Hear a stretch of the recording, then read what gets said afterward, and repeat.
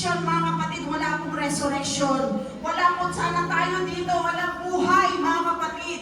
Kung wala pong pinagdaanan ng ating Panginoon sa krus ng Kalbaryo. Ngayon, mga kapatid, ano po ba yung may o-offer po natin sa ating Panginoon?